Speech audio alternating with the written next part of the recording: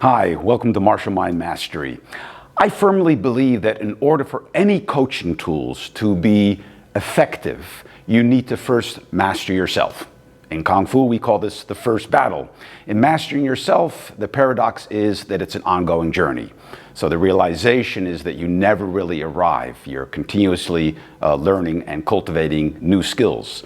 The first step in mastering yourself, that I spend a lot of time and energy and have fun doing as well at Martial Mind Mastery, is mastering your mind, your emotions, and your body. I don't necessarily mean physical fitness, although that could be an important part of it as well, but really understanding how breathing affects your emotions, your state of mind, your calmness.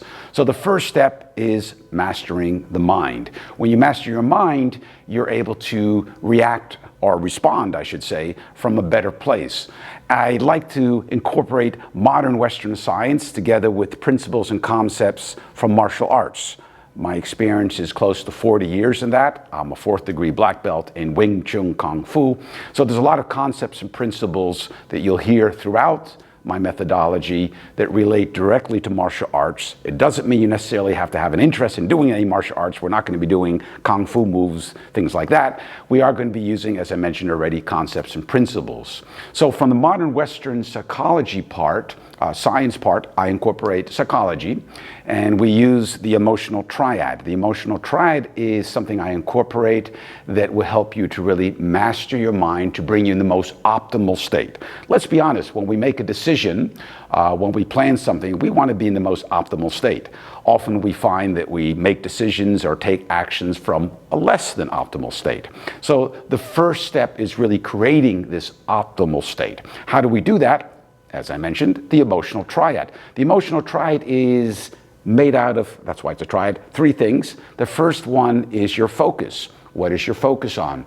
The meaning you give to things, and also your physiology. If you're walking around like this, you're not going to be making great decisions. If you walk up straight, your breathing is calm and deep, you'll be making better decisions. What are you focusing on? Are you focusing on the negative? Are you focusing on the positive? What is the meaning you give to circumstances, people, events? Is it a disaster or is it a challenge? So that's a very brief explanation of the emotional triad. The Kung Fu concepts and principles, I love working with the elements. The elements are clear, they're easy to use, and also easy to incorporate. We work with the four of the elements. Water, air, I refer to it as wind, so water, wind, earth, and fire. You really need all four to have a holistic approach. The water and wind element are more the softer, calmer parts of the elements that we use. So the water is the absorbing element, and the wind is the moving around, the hips, the waist, the shoulder.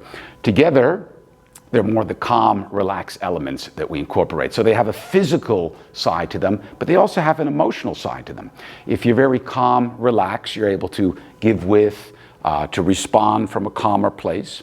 If you're always earth and fire, you'll notice you're often stressed. So we learn to So we learn to recognize these different elements in ourselves and in other people as well. So we start cultivating the optimal state of mind using the emotional triad, and we'll go into that a lot deeper.